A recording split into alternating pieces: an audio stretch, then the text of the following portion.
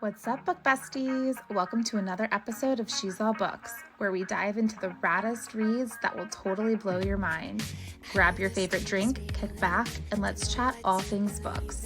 Because life's too short for boring stories. Ready? Let's get this book party started. Hey, book besties! Welcome to this episode of She's All Books. Here with me today for this episode is author Lee Jackson. Hi, Lee. Thanks for joining me. Hi, guys. I'm so excited you're here and that we're able to chat and dive into your books and really get to know you as an author. I'm hoping that people who are tuning in to this episode, whether they're listening or watching it, will find a new favorite author to add to their TBR. And also, additionally, you and I are in a book chat group, so we get to connect through that and a group of our friends who are similar in interests and everything. So I'm excited to get to know you on a deeper level, and like I said, for somebody who is watching or listening to this to go and pick up your books. So before we dive in to all things Lee Jackson, can you share with the audience just a quick little overview about Country Charm and Country Contract, just so that people have a little bit of information before we do the big deep dive? Yeah, absolutely. So I definitely gave you two tongue twisters. You know, I did it, and I'm going to be doing it with more books in my series. So I always I don't know why I like to do that. I just do. So both of those books, Country Charm and Country Contract, they are small town romances about two brothers who live in a small town. Country Charm is about the older brother, Hunter. He is usually just very dedicated to his small town life and decides he's ready to settle down. So he downloads an app, goes on a blind date. She turns his world upside down. And then in Country Contract, we have Harrison, and that's the younger brother, and he is a serial monogamist. He's been chasing the perfect woman his whole life, and everyone's telling him, you need to take something less serious for a try, or give something less serious for a try. And he meets a girl, and she turns his world upside down, and she is the opposite of what he thought he wanted. So those are the two different stories. Awesome. Thanks for giving that overview. And like I said, we're going to dive really deep into it. And I accidentally, when I was reading these two books, came in at Country Contract first, not realizing that there was the first book that you had published. And so then I went back and I read Country Charm and love both. I have the reviews waiting to be posted. I just have to catch up in life. But by the time this episode airs, they will be on my IG for those of you who want to snoop and look at them. But I love the female character in Country Contract, Harlow. I absolutely adored her. And I can't wait for us to dive in a little bit more and to kind of uncover some of what went behind it in the writing process and as you were developing Harlow as a character. But yeah, if you're into small town romance, interconnected series, yes, this is definitely for you. So those of you who are watching and listening, I'm sure I'm checking some of your boxes with things that you love to read. And let us know in the comments, as you're listening to this episode, leave us a comment. Let us know what resonates with you, what sounds interesting to you, what maybe you're wondering about, because I love to get those comments. And I will also bring Leah in to answer any of those questions I can't answer. All right, so I'm not sure how familiar you are with the format of my episodes on this podcast, but I love to clearly do the millennial nostalgia vibe as I'm interviewing authors. And in order for me to really deep dive and to set the tone of this literary sleepover, I like to use a paper fortune teller to guide the questions that I have for you. And it's not the traditional way of a paper fortune teller, because I will have to fudge it to make sure we get to all the questions and not ask questions 5 times. But are you down for a round of paper fortune teller? Absolutely. I actually love that you do that. I do that with my kids still. And I will say that my 10-year-old likes to fudge it because he knows we're I have a sleepover. I'm yeah, you can. Okay. Exactly. So you're using it the correct way, where you're actually using it to ask questions and for it to give you your fortune. Mm-hmm. We're not really using it the traditional way. I I have the 8 numbers written on the inside, and it's like hard to see for some reason during the recording process, but it's all good. Each of those numbers corresponds with the question that I have for Lee, and questions that will help the audience get to know you better as well. So your color options as we go through this game are green, orange, pink, or purple, and I'll repeat those every time. You'll get sick of hearing me say them. Thank you. What would you like? What would you like to be the first color? Let's do purple. Purple. All right. Purple. You'll also get sick of me spelling these. And purple is a new addition, so I had to think that through. How do I spell purple? Good. It's where's yellow? I had to make a fresh paper fortune teller, so I'm like, okay, let's remember how to do this. Okay. So your number options are 1, 8, 4, or 5, and I didn't go in order with that. Okay, what'd you say? I said 4. 4. Okay, perfect. All right, question number 4. As we mentioned briefly at the beginning of this episode, Country Charm and Country Contract are small town romances that follow 2 brothers. Mm-hmm. What was the inspiration behind choosing small town romance as the main trope of the series? So I'm actually from a small town. All right. I was wondering. Yes, I am. I'm from a small town. It's a small conservative town. So much so my husband and I grew up a mile away from each other.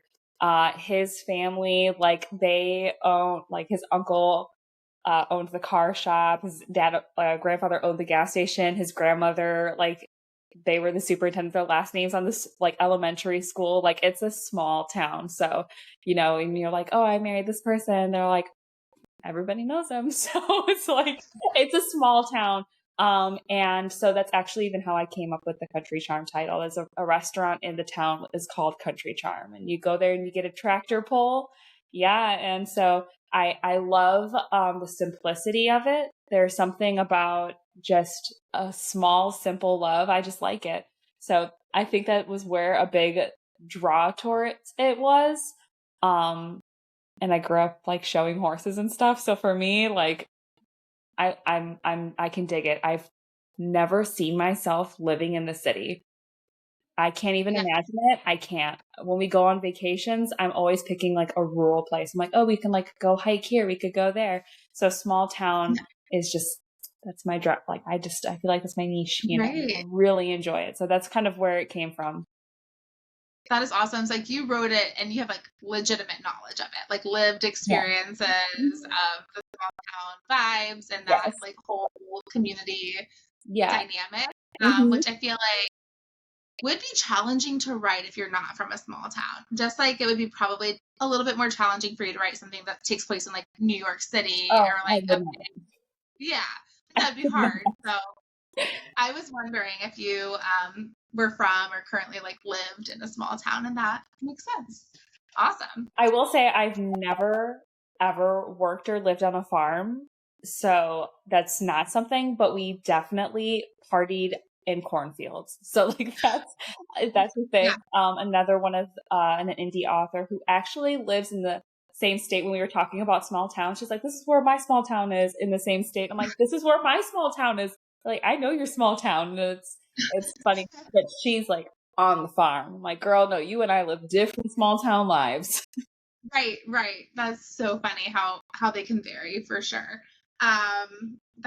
That's fun. And it's also when you said party in the cornfield, it makes me think about, I'm not from a small town, but I'm not from a big city either.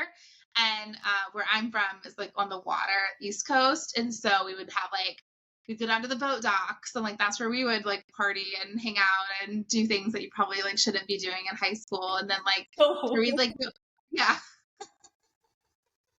so I get it. I get the whole And I'm talking about beverages, people. All right. Next, purple, pink, orange, or green. Let's do. Oh, you picked to spell orange. That's really bold. Let's go green. Okay, I have to be full disclosure. I had limited markers by me when I was making this. Okay, green. Green. 2, 3, 6, or 7? 3. 3. All right.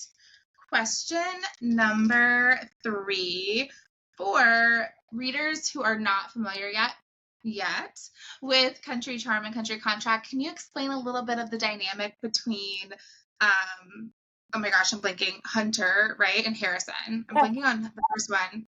It's Hunter, right? It is Hunter. Yeah, Hunter's in the first book. I'm so busy thinking about Harrison. I'm like, oh, I'm all over the place. Yeah. It's good. So Hunter and Harrison are brothers. They're a very tight-knit family. They have a really healthy family dynamic even. So I really wanted to emulate that. Like, they have a healthy relationship with their dad. They have a healthy relationship with their mom.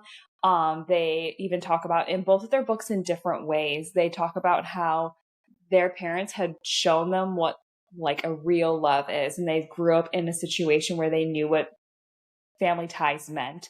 So their bond is very deep. And so when they're searching for their future partners, I think that they're searching for something that they've experienced in life as brothers. They can reach out to each other and they can just like kind of bounce off of each other. So although they are standalones, you can feel their character like very deeply in both books. So I would say if you do read them in order, when you do read about Hunter in Harrison's book, like it just like it hits the heartstrings a little more. And if you do read it backwards, I think that when you see Harrison in book 1 in Country Charm, you're just like, don't you worry about it. Don't even sweat it. You're gonna get yours too. So I really think that their dynamic is like a deep family bond. And like, I think it's what a lot of people would hope for in like healthy male characters in the healthy family setting. Yeah, absolutely. Love it. Love them. Love the family. Okay. Orange, green, pink, or purple? Pink. Pink. All right. PINK. 1, 4, 5, or 8. They already answered 4. 8. 8. All right. Question, if I don't write this down, I forget. Question number 8. So we talked about like the overall theme is small town romance, but there's a lot of different tropes in both of the books. And I don't expect you to have to like rattle off every trope and micro trope, but could you share a couple for each of the books just to give readers like a sense of things that they look for when they're trying to pick out their next read? Yes, Country Charm is definitely a small town guy, city girl, a guy ready to provide, and a girl who's hyper independent. And it's a blind date romance as well. So I haven't read a lot of blind date romances, and I feel like that was such a great way for them to meet. So those are the tropes for Country Charm. Country Contract is a additionally small town guy, and I put California girl, but when I put that, I do not mean like a California Valley girl. She is definitely not a small town girl. She is a goth girly. They are opposites to a fault. Relationship of convenience and a little bit of an age gap, but she's older. Yes. Yep. Exactly. Love it. And those tropes, I have to say, like for me, and I have not read every book that exists out there, but it was like a unique combination of tropes and micro tropes, and like I loved it. And Country Contract came out like in October, end of October-ish, like October 20, right around then, 24th, something like that. Yes. And it kind of like gave me like a fall feeling. Like I was like, oh, like this is like fall. Like I love this. It's my favorite one. But it was a fun read, and those tropes like with her being like a black cat, like it was like very, I don't know, it was just very easy to read. Like so if you're looking for a book where you're like, okay, I want to see characters, I don't want it to be like the same copy and paste book that I've been reading and different variations, like definitely check these out because all of those tropes and dynamics that we just mentioned are super fun to read in these 2 books. All right. Pink, purple, orange, or green? Orange. All right. Whoops. Okay. ORANGE. again, 1, 4, 5, or 8. So really just 1 or 5. See, we don't play this right. Okay. Question It's fine. number 1. Shifting gears just a little bit. I want to hear about you as an author and what your method is and your approach in writing a book. So these are the only 2 books that you have published so far, correct? Yeah. Mm-hmm. Tell us a little bit about, like, I don't know, just how you planned or didn't plan these out, like about just your writing process in general. I want to hear whatever you'll share with us. So I'm definitely a planner. There are people who could just like sit down and write books. A girlfriend of mine, author Mia Kayla, she wrote like Marry Me for Money and stuff. And I've known her even before that. And when we were talking about writing and stuff, she's like, oh yeah, I just sit on the train and I write. I'm like, yeah, but like, where's like your stuff? She's like, what stuff? I'm like, Right. stuff to write. So I am a planner. So what I'll do is I actually have a lot of notebooks. I think that's like a millennial girl thing. You know, it's from the book fair. You know, gotta have the notebooks. And I'll have a general idea down. When I have that general idea, I create a binder and I fill it with cardstock and get a stack of sticky notes. I create a sticky note for my each main character, go to the next page, a sticky note for each side character, and then I map out each chapter on a sticky note. And I put points that I want to kind of hit in each chapter, and then I map out the entire thing. If I want to change something, I just take off that sticky note, I move them around, but I'll have my entire book planned out beginning to end. Wow. That's just kind of how it works. When I was younger in writing books, that wasn't the case. I did, but I hand wrote all of them. So like I've written multiple books prior to the Pebble Creek series. They will never see the light of day. They are for me. But they were handwritten when I was working as a young nurse. I would work night shift. And so when patients were sleeping, I just like had a journal and I would just write books. That was my thing. So I love it. Yeah, and that was back then. I think that now when I read them, I'm like, oh my gosh, this is so messy because I didn't plan it out. And that's how my brain works. But I'm definitely a planner. For future books too, I already have like the main bullets written down. I just have to map out the rest. I love that. I always am fascinated both ways. Like when authors are plotting something out, when they're just like going by the seat of their pants and just like writing what comes to them. I feel like if I went with the later and I just like wrote and like whatever came to mind just like put down, I would for sure write myself into like some sort of a plot hole. Like I would be all over the place. I mean, I don't write for a reason, but like I would definitely like lose that train. It would go away. But yeah, so I would probably be more like how you do it if I were to write books for sure.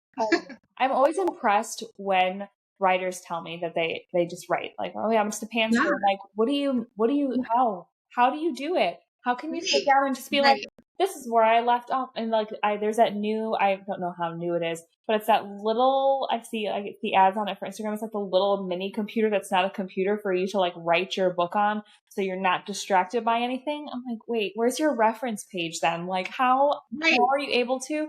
And like, oh, I don't get distracted. I just keep writing. Like, how do you know where you left off? Like, it's. I'd have to like fact check myself, like keep track of like a timeline. Like I would be. Yeah. I'm always super impressed when writers tell me that that's how they write, especially like fantasy writers or like that's a lot. It's when you're in like a magic realm and you make your own world and you have a different language. I'm like, you have to tell me you plan. They're like, oh no, I write that out. I'm like, that's crazy. Impressive. I'm always impressed. Mm-hmm. Very impressive both ways. Very impressive that you guys are able to create these worlds. I love it. All right. Green, pink, purple, or orange? Green again. Green. All right. Green. 1, 4, 5, or 8. Oh gosh, you only have 5. Let's answer question for 5. Okay, perfect. Oh, as I'm like just dropping everything tonight. Okay, question number 5. And you can say I can't, like you can totally just tell me you can't answer this because it could spoil something, and I'll be like, okay, next question. Do you have a favorite scene in both books, Country Charm and Country Contract? that you enjoyed? It could be like it was the most fun writing, or maybe it's the most looking back. It's like one of your favorite scenes to like think about or reread. Do you have I any? do. So for me, I have two in Country Charm. It's kind of a tie. I love the blind date scene in Country Charm. Yes. I do. I just think it's so funny and unique and charming in its own way. And then my second one, I apparently just really enjoy torturing people. I love when the scene when Cassidy's crying in the shower. Um, I think that having the humility to like really break down in a place where you feel safe, and she had like an entire skincare routine that like that girl really enjoyed her self-care. Yeah. And when she like went into the shower to like take care of herself and she just really let herself go, I really love that scene. I do. I always tell people that. Really vulnerable. Like it made her like feel so relatable. Like, Yes. So, absolutely. Especially because she was so like, there were so many times in the book where I wanted people to just shake Cassie. Like, can you not? Like, why can't you feel this? Why can't you see this? And she was struggling with it. And so this internal struggle was just like tearing down those walls, and the shower is a safe place. So I love that scene. In Country Contract, I think that one of my favorite scenes is not mentioned actually by a lot of the people who have read my book. Harrison has this tradition when they get a new horse, he would sleep in the stable. And so he would say like, oh yeah, I did it with my brother. I would do it by myself. And so he's getting ready. They got a new horse on the farm, and Harlow kind of gets to, get her way in to his little tradition. And they have this really intimate moment together. They have a no sleeping in the same bed clause in their little contract. And they break that for the first time in a tradition that he has. And I really enjoyed that scene. I just feel like it was so intimate without it being sexual. So, and I love that. I loved the intimacy of their relationship without it being sexual, like having breakfast together, being on the Princess and the Pea bed together in the stable. Like those things really just stuck out to me. And I also really like it when Harrison cries in the bathroom. Yes. I remember that. Yep. I do. I don't know. I don't know what it is. I do have some people who message me. They're like, why do you like to do this to people? I'm like, I don't. I want people to realize that people have style. I would say that. Yeah, those are my favorite scenes that like I do reread those scenes. I love that. That is awesome. Very cool. It makes me like want to go back and reread. All right.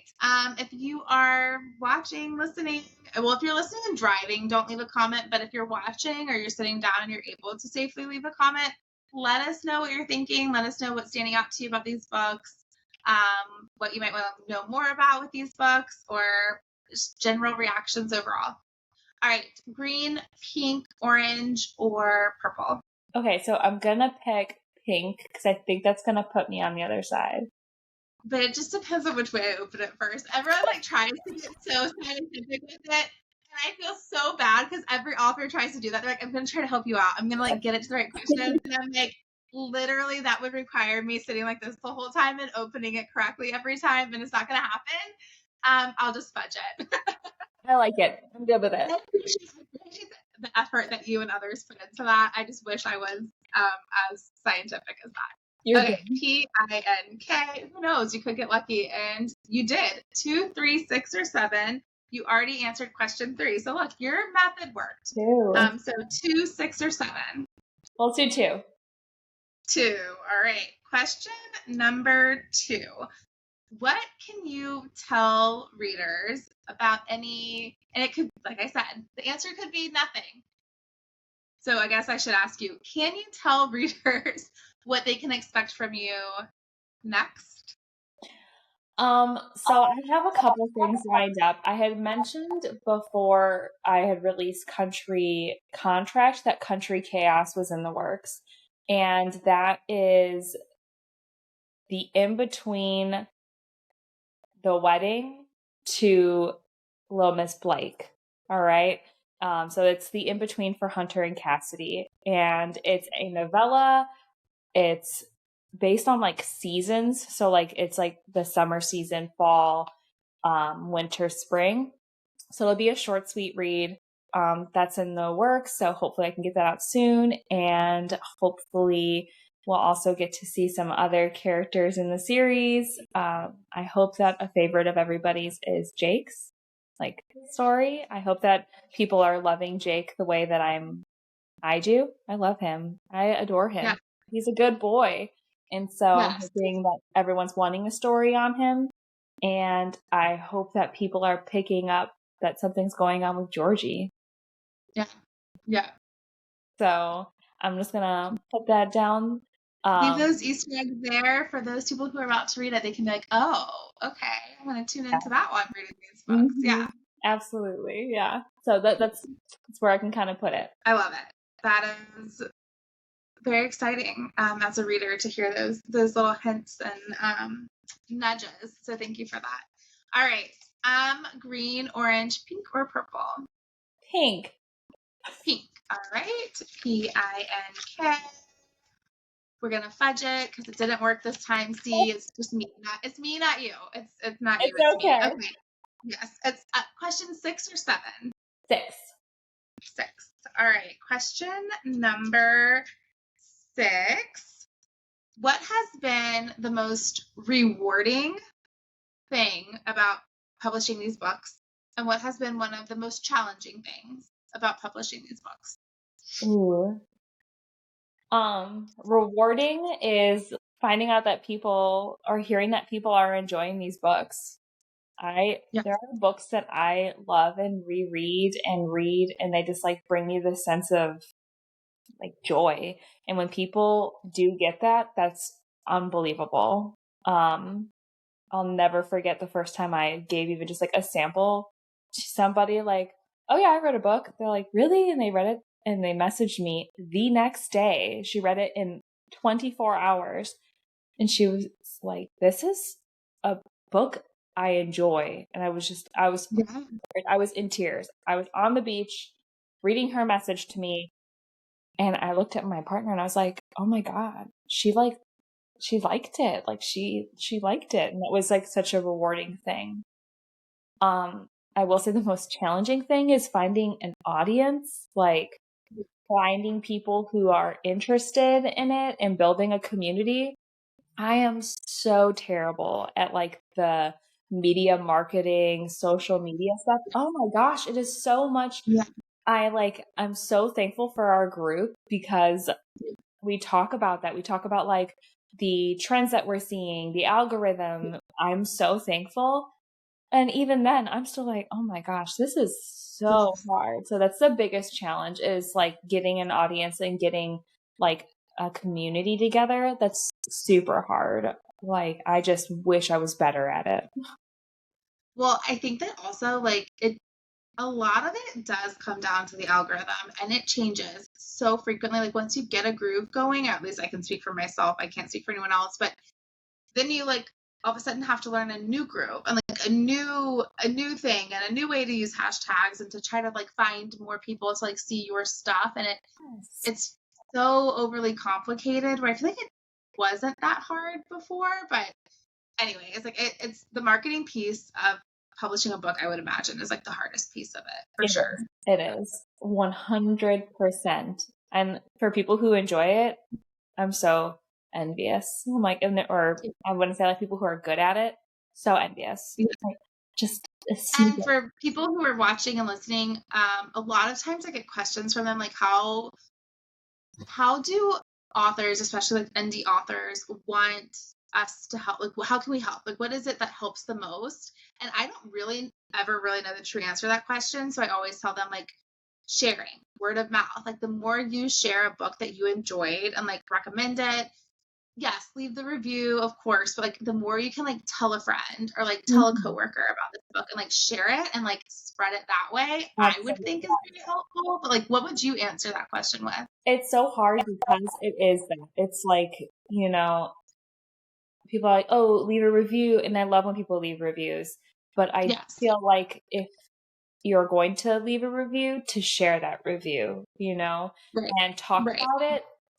One of my readers actually asked oh, would you be okay if I made like your review into a reel? I was like, absolutely, because a large portion of people on Instagram now, especially, they are scrolling at posts for a little bit, but once they click that reel, oh my gosh, the doom scrolling is there. So when people ask, like, I think that reels, like review reels, are huge. Oh my gosh, I think that that's great, especially, you know, if you can do that for any indie author. I think that we would appreciate that. So sharing is definitely caring. Exactly.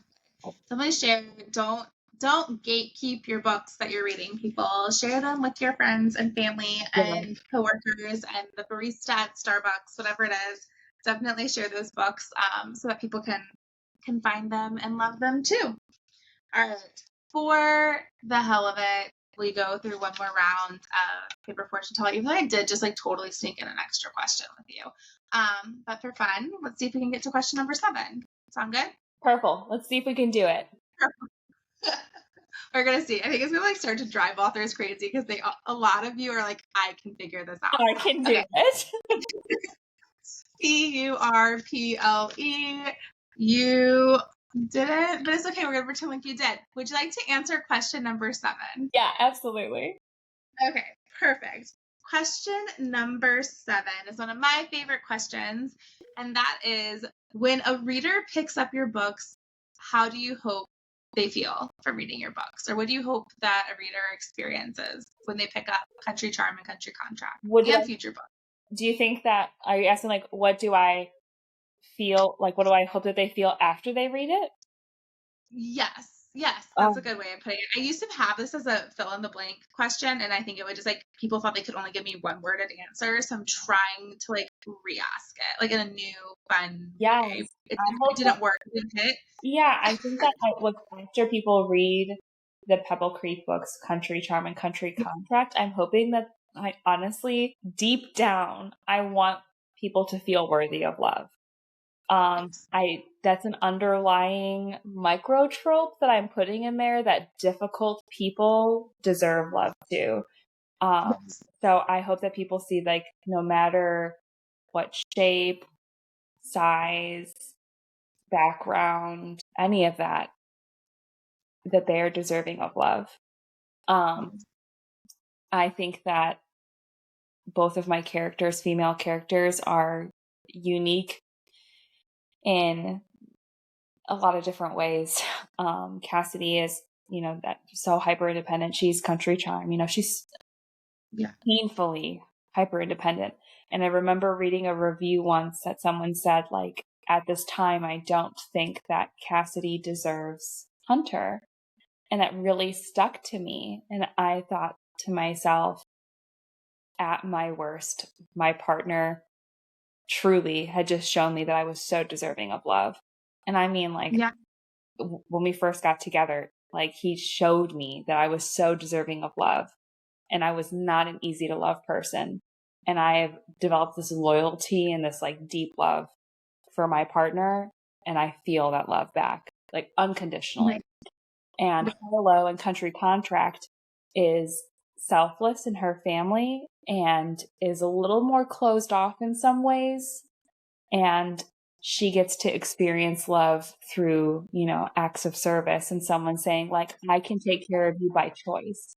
And I think that's a really beautiful thing. So honestly, deep down, something I hope that people experience is, I am worthy of love. I am worthy of a partner who will see me for who I am, as I am, and say, that's my girl. That's what I'm hoping people are getting. That's awesome. That's such a good answer. And I haven't gotten that like exact answer before from authors. And that's beautiful. And I think it's really important too. And it's a good message to send home, like, for people who are single and like out there and looking and, you know, waiting to meet somebody. Like, wait for that person, like you said, who makes you feel 100% that you are, yes, absolutely deserve to be loved and all of these things. Yeah, absolutely. I will say that, you know, I do write men, and I have a really hard time. I don't know if I could ever truly write a morally gray man. I don't think I could do it, personally, because I read them. I love reading about morally gray men, but like Yeah. my partner is such a golden retriever. Like everybody jokes about it, that he is like the most reliable golden retriever man. And That's I awesome. emulate a lot of things that he has taught me about being in a relationship, about being a partner, about being loved in my book. Yes. Like I love it. it's transparent. So people are like, oh my gosh, these are obviously men written by women. I'm like, you know what? Like the men that I know in my life act like this. My father-in-law, oh my gosh. When he watches this review, I want him to know, like, I love my father-in-law so much. He is such a good man. And my husband is such a good man. And so I want people to know, like, there are people out there who will let you know you are worthy. So if you are waiting for somebody to make you feel that way, you will find somebody that you feel is worthy, and someone's going to find you worthy. Like, it's just, it's so worth it. Yes, absolutely. That's beautiful. And that's very important to remind folks of. And we love our green flag guys. We love them. They're the best. I was always like a morally gray fan and now lately I'm like, give me all of the golden retriever guys, the cinnamon rolls. Like I'm in that mood. I'm in that era now. All right, well, thank you for going through all those questions and the extra bonus questions that I kept throwing in there because I cheat like that. And so now I would love for us to get to the part where we play another nostalgic game with a bookish twist. I know I sent over the options to you before, but for those of you who might be new to the show, I invite authors to choose, they're my guest, one of the following nostalgic games with a twist. So the options are MASH, Never Have I Ever, Truth or Dare, and Two Truths and a Lie. I'm trying to figure out a way in the future to incorporate Would You Rather, but I might make it into like some of the paper portion dollar questions. But I just listened to Lights Out and they were doing the Would You Rather. I'm like, why have I not been incorporating that game into my show? And so I don't know if I'm going to make that like an option. So I will say, and I just read Lights Out too, not too long ago. And they did play Would You Rather. I feel like their transition into it wasn't so organic, and the only reason I feel that is because I literally play Would You Rather with anybody who knows me. That's my game. Like if I text a WYR, we are starting Would You Rather. Like that's the beginning of the game. It is. I love that game so you should definitely add it. I'm coming back on here when you do because it's going to be a whole thing. Would you add it? Like would you add it as like one of these options, or would you add it into the question? Okay, maybe both. Okay. Like I feel like it's a good one. It would be like, oh my gosh, especially with like all of the book boyfriends out there. Oh my land, you could. Yes. Like, would you rather be stuck in, this book world or this book world? Yeah. Like, it's like Twilight, Harry Potter, especially as a millennial girl. Like, would you rather be in Harry Potter or Twilight? Like, you're gonna get to know a lot of amazing people. Loving this, right? Love it. Mm-hmm. Like, if I asked you, would you listen to Backstreet Boys or NSYNC, we'll know a lot about you based off of your answer. Oh, so yeah. I think that's great. It's a good. Okay, I'm glad that I just ran that by you because I was like, I after Lights Out, I was like, why have I not been including that? So adding that to the list. It's a good one. And that can be one of the options. But for all the games, which ones would you like to pick? Let's do Never Have I Ever. Perfect. All right. So for anyone who's watching this who's never played Never Have I Ever, the game is typically played with 5 fingers. I do it with 3 because it goes on for a while sometimes when you don't know the person as well as like you might know a college friend or something. So the whole, and also last time somebody chose Truth or Dare is actually on an episode that's about to air. I started describing it with the Never Have I Ever rules. She was like, wait, is that how you played Truth or Dare? And I'm like, nope, I am totally on the wrong. Let me backtrack. Yeah. So now, like, whenever I start to explain a game, I'm like, okay, make sure I'm like staying on track with the correct game. So never have I ever. We're gonna do 3 fingers. You hold up your fingers. The goal is to knock out the other person's fingers so that you are the only one remaining. And like when you're playing this with friends in like college, like you know everyone pretty well that you can like give some low blows and like knock a finger down. And so, for example, I might say something like, "Never have I ever." For me, it would be return the library book on time. And if Lee has, then Lee would put a finger down. Yeah. And then, you know, she would go and then I would, you know, whatever. So we're trying to get the other person's fingers down. So you're the last one with fingers remaining. That is the gist. Typically, like for me, it was like always for like college parties and stuff, which can be a lot of fun. And I say we'll keep it bookish related. It can get kind of hard to keep it bookish related, but we'll do our best. Oh no, I think we're good. I think we're good. Mm-hmm. Okay, perfect. You are my guest, so you get to choose. Do you want to go first or do you want me to go first? You can go first. Okay, and I'll try really hard not to cheat. Sometimes I like throw in this little like, never have I ever published a book. Like if I start to get like a sore loser. I'm not going to do that this time, but I have. Highly competitive here. All right. Never have I ever read the book versions of Harry Potter. I have never. Me neither. I've only seen the movie. I've only seen the movies. I've never read the books. Same. Oh my gosh. I feel like we get a lot of hate in the comments for that, and we're sorry. We're sorry. I was not a big reader, okay, when I was younger. I'm sorry. You weren't? But I did watch movies. When I was younger, I was not. Oh, no. Do you remember when Borders was a thing? Borders instead of... Yes. Like, that's where I would go on the weekends. And, like, the library in my small town, I would bike there, like, call my mom, collect, like, I'm at the library. Like, see, I wish I would have, because I feel like it would have added so much fun to my life if I was, like, into books back then. And I was like, I don't read. I also, like, have attention issues. And I think that was working against me when I was younger. But anyways, your turn. Okay. Never have I ever avoided a book because it was overhyped. No. If anything, I tend to go to those. Like, let me check this out. Yeah. Really? Oh. Well, like, especially if it's like an indie new author and it's like this book that blows up. I'm like, I have to figure this out. Like, what's going on? Like Magnolia Parks and stuff. It's like, okay, if I see another person talk about this, I need to see what they're talking about. Yeah. And I end up genuinely liking that. Like Magnolia Parks was like, ended up being right up my... no, you don't like to? I don't. I'm so easily empathetic. Like I'm an extremely empathetic person. So if people are like posting about their feelings about a book, I will feel their feelings in the book. So I have to wait until like I'm not hearing the thoughts of other people's feelings anymore. So I just recently finally read Fourth Wing, which people were begging me to read, and I got to like experience it without all the hype, and I was destroyed by that book. Destroyed by that book. So no, I will avoid it. Do I have to put a finger down for my own question?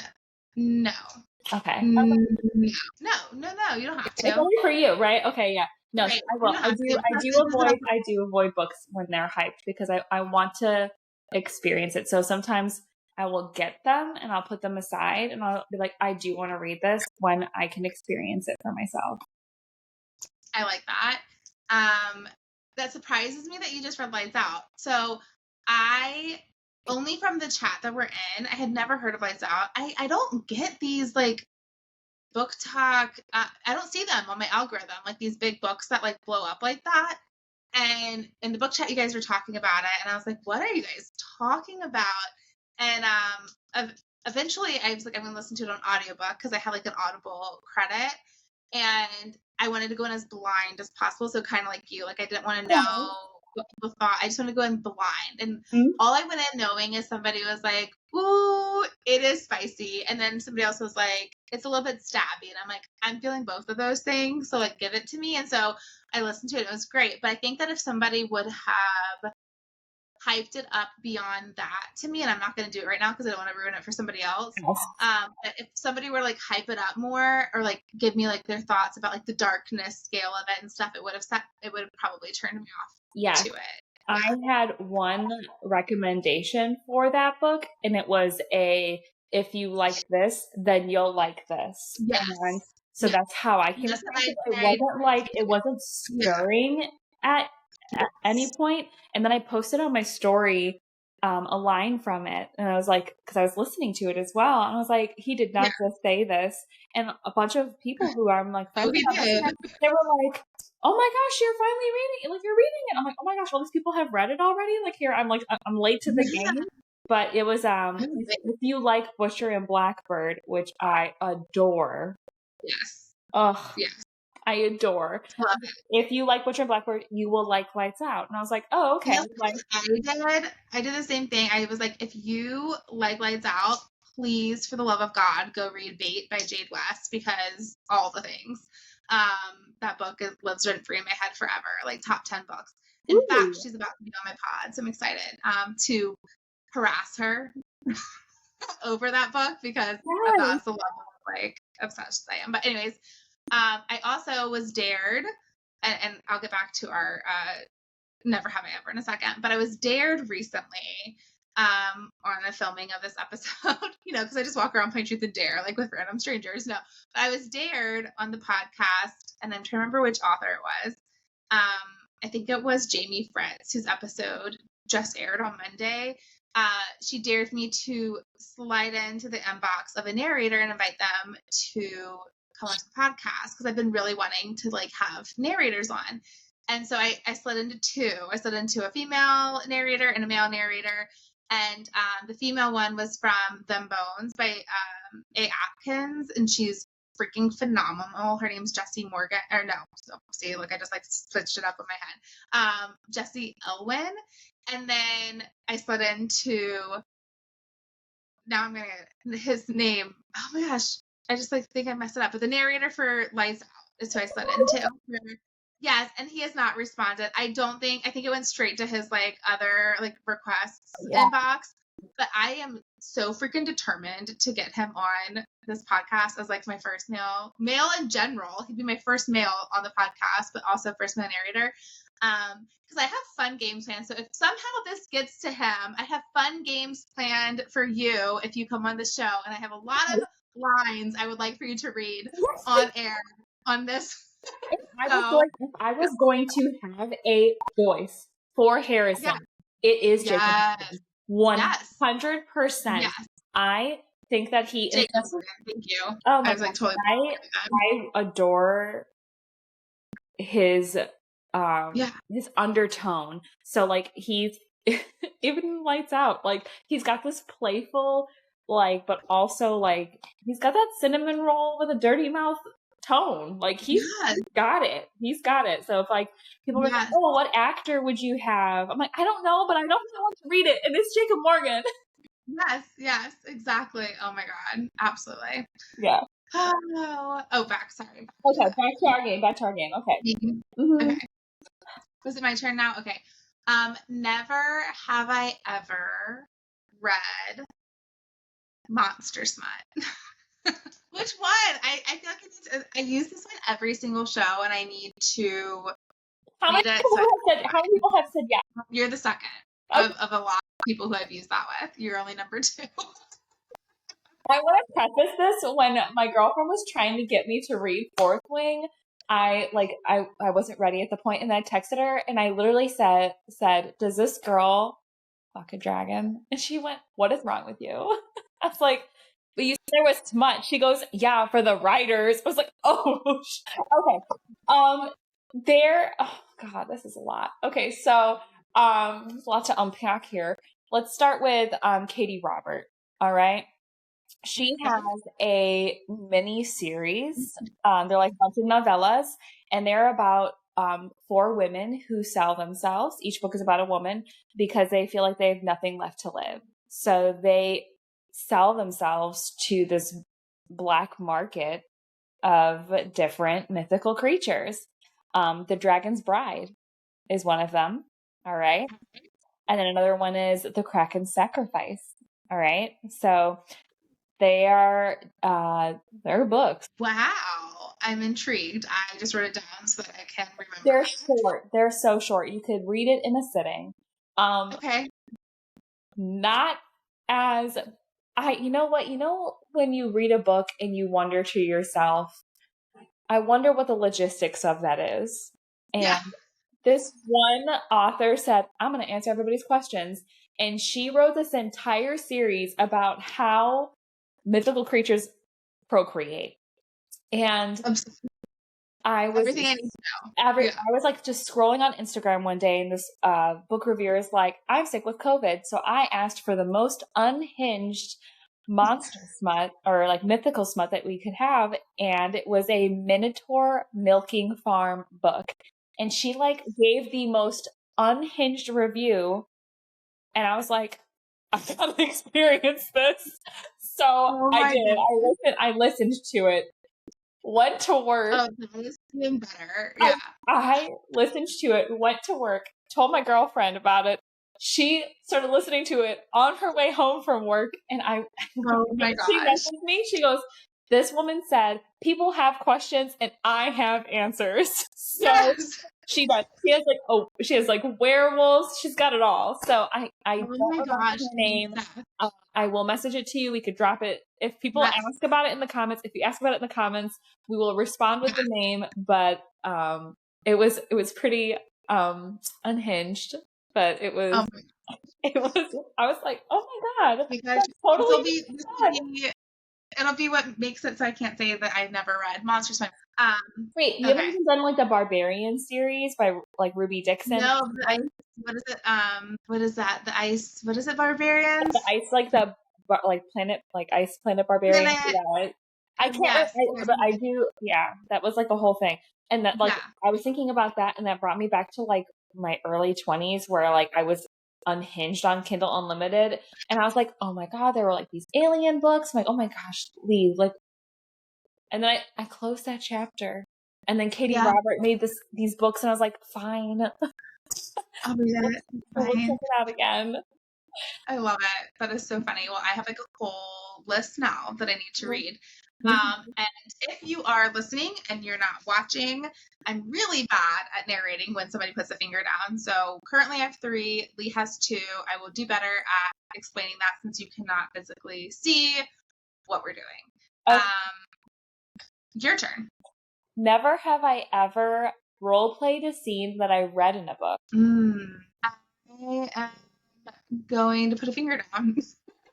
I don't know if I like have actually like said I'm gonna copy the scene and act it out. But you learn things in books, and I can say that. Okay, that's absolutely. Put a finger down. Okay. So now we both only have 2 fingers remaining. Okay. Is it okay if I ask if what came to your mind? What book was it? Oh God. The book where, let me think about it. It was not that long ago that I read it. It was Dr. Stanton by T.L. Swan. And it was right at the beginning of the book. So if anyone has read that, you know, right at the beginning of the book, what happens. I love T.L. Swan, so good. Same. Not recently, I met her back in April, and she was like as sweet as you would think she is in person. So amazing. Okay. So we're 2 and 2. Yeah, that's a good book. All right, your turn. I only have 2 now. I'm so sad. Okay. No, no, you just did that. That was you. Okay. Never have I ever based a character off of myself. No, not yet. I mean, like there are things in Harlow, I would say. But I feel like she's just like very like millennial girl in general. Like I feel like she's just that's a vibe I'm hoping like that's my target audience is millennial girls who are listening to like Paramore and Evanescence. Yes. Yeah. Absolutely. That's a good selling. Not yet. Never have I ever Googled an ending for a book. Yeah. Times where a book might not be moving as fast as my ADD can handle, or too slow, I guess, for my ADD. And I have gotten frustrated because I want to know how it ends based off of like what people are talking about.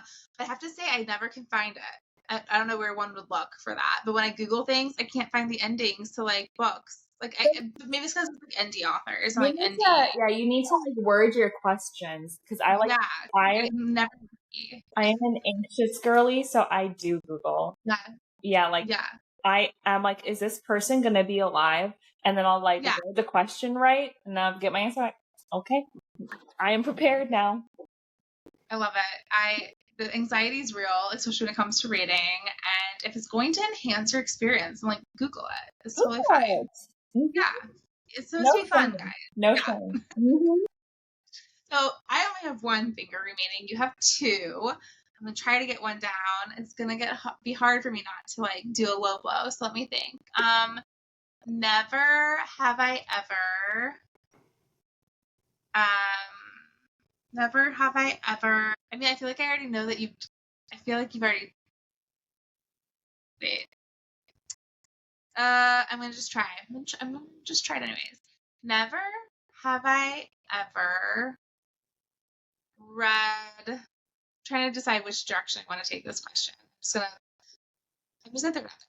Never have I ever read a Sylvia Day book. Oh, absolutely. She's so good. She's an OG. Okay. Oh, for sure. So many. Afterburn, Aftershock, the Bird to You series. I remember when I was much younger. Oh my gosh, in my 20s. I think it was before I even had my second. I was reading the Crossfire series, and I remember getting like violently ill. Like I was like, oh my gosh, because she talks about their experiences. And my brother was like, why are you doing this to yourself? Because I'm an empath. I'm like, oh my God. Like, you're like actually putting yourself in that and living it. Yeah. Oh, yeah. No, absolutely. Sylvia Day is fantastic. She's great. Mm-hmm. Yeah. I remember when everyone was into like the 50 Shades series. I was reading the Crossfire series. Crossfire is so much better. Yeah. And like they both have their like own thing, but I read the Crossfire series before I had read the 50 Shades series. So I was like, oh my gosh, I'm so excited to see like where this is going to. And see, I found Crossfire from 50 Shades, like in my Kindle. It was like, if you like this book, you should read this book. Yeah. And it was like very early on. It was like before I think even book 2 came out for that. Mm-hmm. And long story short, that was like 16 years ago, which is crazy to think about. Isn't it? I have a 10-year-old dog named Gideon. Just saying, named after Gideon Cross. And I got to tell her that also at Reader's Take Denver when I met her. I was like, oh my God, I named my dog after Gideon Cross. And she's sweet. She's fun. That's so sweet. I think that she did not know what came across it too, was. But I read like a series called In Flight. So if you do like a darker romance series with some BDSM flavor, the In Flight series, it's very old. And they're short. They're on Kindle Unlimited. It's a great series. But yeah, it's definitely like you can tell it's an indie author, you know. And I love it. I love that. Like now I'm thinking about it. I'm like, I'm probably gonna go reread that now that we talked about it. I love it. Mm-hmm. Okay. So now we're both down to one.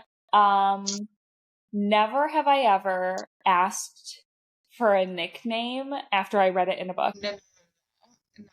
I'm not a big nickname girly, even though I have a nickname. Like my husband has always called me the same thing, a nickname, but it was just like one that he gave me, and it was whatever. But it's not like it was just not like the nicknames you're talking about that are like in these books. Like no. Like Beautiful Disasters, like Pidge or Pigeon. Yes. Yeah. Mm-hmm. So and then everyone talks about. I don't remember the name of the book. Is it Icebreaker? Like her nickname is Meatball, I've heard. Like yes. Mm-hmm. Yeah. There's a lot of nicknames out there. Yeah. No, not trying to adopt any nicknames. I haven't found any yet. Okay. In these. Okay. Yeah. All right. Yeah. Mm-hmm.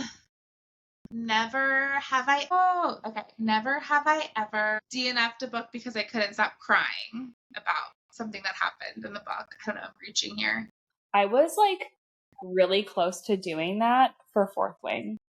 So this is a spoiler alert. Have you read Fourth Wing? Yes, I have. Okay, Yeah. if you have not and you plan to, do not like give yourself a pause or skip for 60 seconds. I'll give you a thumbs up when we're ready to go. Yeah. When Liam died, I was sobbing so hard. And I had already known that it was a war college. And I'm like, oh, people are going to die in this book. I read about people dying all the time. Whatever, not a big deal. And I told my girlfriend, like, I'm not going to get emotionally attached to anybody in this book. I'm pretty sure that Xaden and Violet are going to die anyways. So I didn't care. And I have second lead syndrome. I don't know if you ever get that, where you love the second lead. And when Liam died, I even like before that, she knew I was like falling in love with him. I called her and I said, oh man, I just want Violet just once so we can read about it. Honestly, he died. I'm sitting in my library and I'm sobbing so loud that my teenager and my 10-year-old come running to the front room. They're like, what is going on? My husband, who's shaving his face, comes out mid shaving his face. What's going on? I'm like, they're like, what? I almost didn't pick that book back up. I said, I don't care about anybody else in that book. That's the only person I cared about. And my girlfriend goes, you owe it to Liam to finish the book. And so I did. But that would have been the one. I was sobbing so hard. My face was swollen. My face was swollen and it was a rough night. I had to wear a little ice mask on my face. So almost, but not yet. Mm-mm. Okay. Never have I ever had to stop an audiobook in public, like in your headphones, because it was like too much. I had to do that even recently. And I listen to audio. You knocked me out. You won. But I listen to audiobooks when I'm walking every morning, and I walk for like an hour or so at a time. And when I was listening to Lights Out, there were times where like I would see people like approaching to walk past me on the sidewalk, and I would have to pause it because what was being said in my ear was just entirely it was so spicy that I just could not even like say hi as I was passing somebody. Like it was a lot. And I mean, not in a bad way, a lot. Yeah. But that was one. And then I went to go pick my daughter up from school, and her teacher is actually a really good friend of mine who, ironically, we found out is also on Bookstagram. And so we chat a lot about books. But I was going to pick my daughter up from school the other day, and I had an audiobook playing, and I had to like quickly like stop it and turn it down because I'm like rolling up to elementary school. But like of all people, her teacher would have been like, "Oh, what are you listening to?" I'm like, "Oh, I like that too." Shout out to you, Ashley. But yeah, I have to turn down my audiobooks a lot.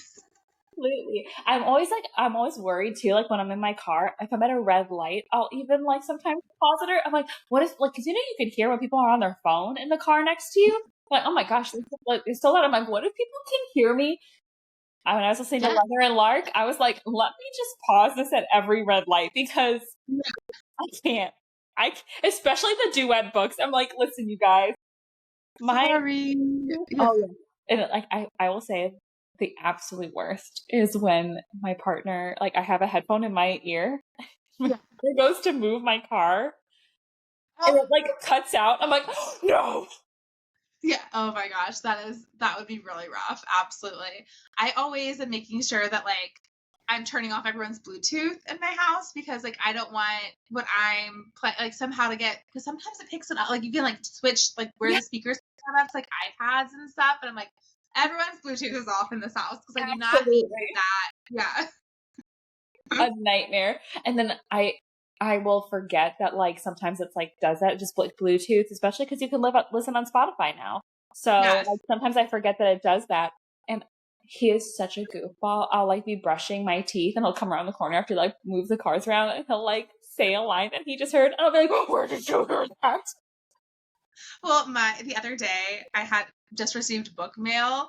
And I'm looking at it, but I'm too lazy to go grab it. But it was from T.L. Smith, and it's when he reads to me like my husband never did. And my mother-in-law came over to like get my kids, and it's like sitting out like on my island, and I'm like, gosh, did she like see that? Like, I'm sure she saw it, but like, luckily the writing on it is so like hand scripty that like I'm hoping she just couldn't even like make it out. I don't know, but it was like the funniest title ever for a mother-in-law to like see sitting on your island. I'm like, oh, Absolutely. I will yeah, say, like, the in-law thing, or even like he's like a writer and stuff, like my father-in-law, I think I mentioned, but like he's like yeah, so supportive. I adore him. yeah. And he's like telling everybody, he's like, I'm so proud she published this book. I'm like, oh my God, please don't. And then, you know, my mother-in-law, she's like, I'm gonna start it next week. I'm like, One, two, these that's chapters. Yeah, fine. I'm just like, don't tell me about it. Same thing with my own mother. yeah. She's like, I didn't buy your book and I didn't have anything to say about it. I'm like, thank you. I really, really appreciate it. So, That would be but so yeah, nice. I will say that that's difficult. Even like I have like a couple different bookshelves in my house. You know, as a mom, I have like Yeah, my bedroom bookshelf. My kids know, like, no, yeah. don't even dare. Yeah. Yeah. My 10-year-old came over my shoulder when I was working one day and he said, Mom, you cursed. And I said, what do you mean I cursed? He goes, you just typed a curse. And I like closed my computer and I said, you know that you're not supposed to read what mommy's typing. And he said, you're not allowed to write curse words ever again. And I thought, well, that was so unfortunate for my readers. Sorry, readers, we're taking this down a notch. Yeah. That is so funny. My son's just now starting to like pick up like reading words because he's in kindergarten. And same kind of thing happened the other day where he was like, it wasn't nothing bad, but like he saw a name on my phone of like a friend, Erin, who I was texting. He was like able to like sound it out to figure out it was Erin. And I'm like, I don't know if I'm okay with you being able to read. Like, I don't think I'm okay with this because you're gonna start seeing words like me just cursing, for example, and you're gonna call me on that. So 100%.